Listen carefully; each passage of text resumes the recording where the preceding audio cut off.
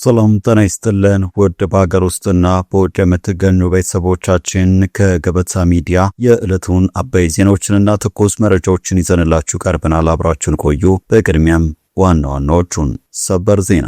የኢትዮጵያ ድሮን በአስመራ ታሪክ መስራቱ ተሰማ። ዓለም አይኑን የመካከለኛው ምስራቅ ጦርነት ላይ በደረገበት በዚህ ሰዓት ኢትዮጵያ ቀይ ባህርን በእጇ ለማስገባት ታሪካዊ ጠላቶቿንም ለማጥፋት ወሳኝ እርምጃዎችን እየወሰደች ነው። ከሰሞኑ ህወሓት ሲፎክርበት የነበረውን ጸረ ድሮን የወደመው አየር ኃይሉ ዛሬ ማለዳ ደግሞ ወደ አስመራ ጎራ ብሎ ነበረ።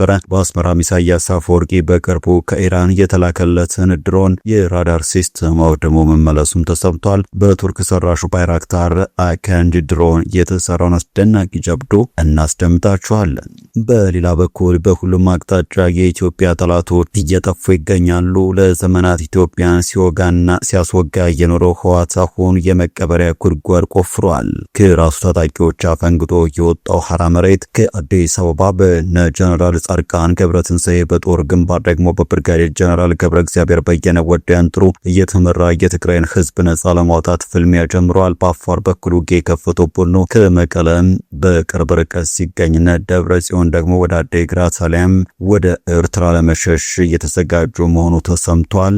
አስደሳቹን ዜና ይዘነዋል። ግንቦት ወር ላይ የሚደረገው ሀገራዊ ምርጫ ብዙ አነጋጋሪ ጉዳዮችን እያስመለከተ ነው። በስልጣን ላይ የሚገኙት የአማራ ብሔራዊ ንቅናቄ አብን አመራሮች ለፓርላማ አባልነት በሚወዳደሩባቸው ስፍራዎች ገዢው ብልጽግና ፓርቲ እጩ አለማቅረቡ ግርምትን ከፈጠሩ ጉዳዮች አንደኛው ሆኗል። ለሰባተኛው አጠቃላይ ምርጫ ተቃዋሚ ፓርቲ አብን 70 እጩዎችን ሲያቀርብ ከዚህ ውስጥ 6 የሥራ አስፈጻሚ አባላቱን ብልጽግና አልፎካከርባቸውም ብሎ ቦታ መልቀቁ አስገርሟል። ታደምጡታላችሁ። የመካከለኛው ምስራቅ ጦርነት የፈጠረው የነዳጅ እጥረት ዳፋ ለኢትዮጵያም እየተረፈ ነው። በኢትዮጵያ የተፈጠረውን የነዳጅ እጥረት ተከትሎ የአንዳንድ መንግስት መስሪያ ቤት ሰራተኞች የዓመት ረፍት እንዲወጡ እየተደረገ መሆኑን ቢቢሲ ያነጋገራቸው ሰራተኞች ተናግረዋል። በጥንቅራችን ተካቷል። እውነት ነው። ቃል የእምነት ዕዳ ነው። ቃል በገባነው መሰረት ጥንቅቅ አድርገን የገነባነውን ባለ 17 ወለል አፓርትመንት ለውድ ደንበኞቻችን ባስረከብን ማግስት ወደ ሁለተኛው ፕሮጀክታችን እጃችንን ለሥራ አንስተናል። ነፋሻማ ስፍራ፣ የመዲናችንን ማራኪ እይታ በእጁ የሚያደርጉበት በ1 ኪሎ ሜትር ርቀት ውስጥ 16 በላይ ኤምባሲዎችና አዲሱን ቤተ መንግስት በሚያገኙበት በእንግሊዝ ኤምባሲ ሁለተኛ ሳይታችንን እነሆ ብለናል። ሰመር ሪል ስቴት እጅግ ዘመናዊ አፓርትመንትን ከባለ 2 እስከ ባለ 4 መኝታ በካሬ ከ88 ሺህ ብር ጀምሮ በ10% ቅድመ ክፍያ ደግመው የማያገኙትን እድል የግሉ ያድርጉ። ለአንድ አባወራ 2 የመኪና መቆሚያ፣ 5 ሊፍቶች፣ ጂምና ስፓ፣ የመዋኛ ገንዳ ያካተተው ሳይታችን ከ50% የባንክ ብድር ጋር አቅርበንሎታል። ከምቹና ከተራዘመ ያከፋፈል ስርዓት ጋር 30% ድረስ በሚደርስ ቅናሽ ተጠቅመው የቤት ባለቤት ይሁኑ። ለ10 ደንበኞቻችን ባዘጋጀነው የ5% ልዩ ዕድል እንድትጠቀሙ ከታች ባለው ስልክ ይደውሉ። ቻናሉን ሰብስክራይብ፣ ቪዲዮን ላይክ በማድረግ እስከ ፍጻሜው አብራችሁንም እንድትቆዩ በአክብሮት እንጠይቃለን። ወደ ቀዳሚ ጉዳያችን እናመራለን። የኢትዮጵያ ድሮን በአስመራ ታሪክ መስራቱ ተሰማ። ዓለም አይኑን የመካከለኛው ምስራቅ ጦርነት ላይ በደረገበት በዚህ ሰዓት ኢትዮጵያ ቀይ ባህርን በእጇ ለማስገባት ታሪካዊ ጠላቶቿንም ለማጥፋት ወሳኝ እርምጃዎችን እየወሰደች ነው። ከሰሞኑ ህወሓት ሲፎክርበት የነበረውን ጸረ ድሮን እያወደመው አየር ኃይሉ ዛሬ ማለዳ ደግሞ ወደ አስመራ ጎራ ብሎ ነበር። በአስመራም ኢሳያስ አፈወርቂ በቅርቡ ከኢራን የተላከለትን ድሮንና የራዳር ሲስተም አውድሞ መመለሱ ተሰምቷል። በቱርክ ሰራሹ ባይራክታር አካንድ ድሮን የተሰራውን አስደናቂ ጀብዶ ሻዕቢያ ከፍተኛ ድንጋጤ ውስጥ የከተተም ሆኗል።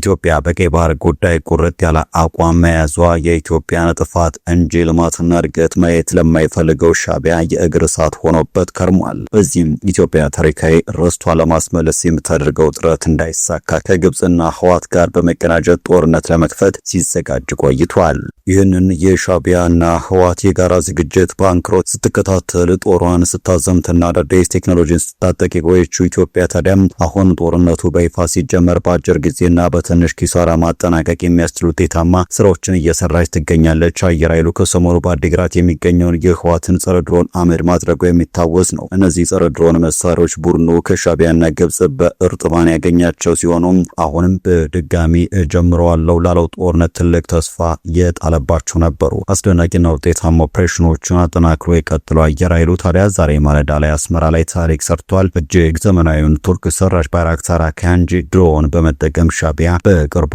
ከኢራን ያገኘቻቸውን ድሮኖችንና የራዳር ሲስተሞች የተከማቹበትን ቦታ ወደ አመድነት መቀየሩ ተሰምቷል። እነዚህ መሳሪያዎች አንድም ቀን ጥቅም ላይ ሳይውሉ በእሳት በመንደዳቸው ሻቢያ ከፍተኛ ብስጭት ውስጥ መግባቱም ታውቋል። የደረሰበትን የድሮን ጥቃት ግን የወታደሩን ሞራል ለመጠበቅ ሲል ያመመውም ቢሆን ለመደበቅ የተጋጋጠ ነውም ተብሏል። ጥቃቱን አስመልክቶ የኢትዮጵያ መንግስትም ዝምታን የመረጠ ሲሆን የምስራቅ አፍሪካን ጂኦፖለቲካ የሚከታተሉ ዓለም አቀፍ የዜና አውታሮች ግን ሽፋን ሰጥተውታል። ጥቃቱም የኢትዮጵያን አየር ኃይል የበላይነት የሚያሳይና የቀጠናው አውራ ሆና ቀይ ባህርን እንድትቆጣጠር በእነ አሜሪካና እስራኤል ለመመረጥ የሚያበቃት ነው ሲሉም ጽፈዋል። በቀጣይ መረጃችን በሌላ በኩል በሁሉም አቅጣጫ የኢትዮጵያ ጠላቶች እየጠፉ ይገኛሉ። ለዘመናት ኢትዮጵያን ሲወጋና ሲያስወጋ የኖረው ህወሓት አሁን የመቀበሪያ ጉድጓድ ቆፍሯል።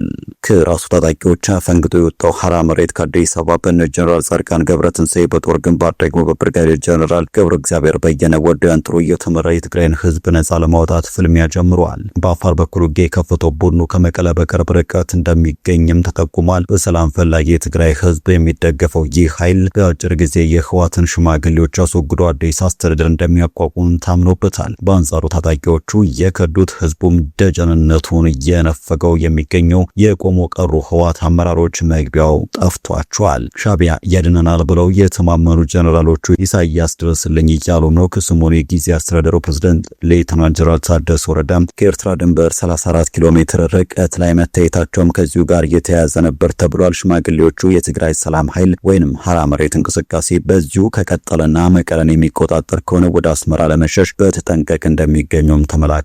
የህወሓትን ስርዓት ለማስወገድ በአስደናቂ ድል መንገድ ላይ ሲገኝ ስብስቡን በዋናነት የሚመሩ ጀነራል ጻድቃን ገብረትንሳኤ፣ ብርጋዴር ጀነራል ገብረ እግዚአብሔር በየነ ወደ አንጥሮ፣ ሜጀር ጀነራል አበበ ተክለ ሃይማኖት ጆቤ፣ ኢንጂነር አሰፋ አብርሃና ጀነራል ተክለ አሸብር ወደ አሸብር ናቸው ተብሏል። ወደ ቀጣዩ መረጃችን እናመራለን።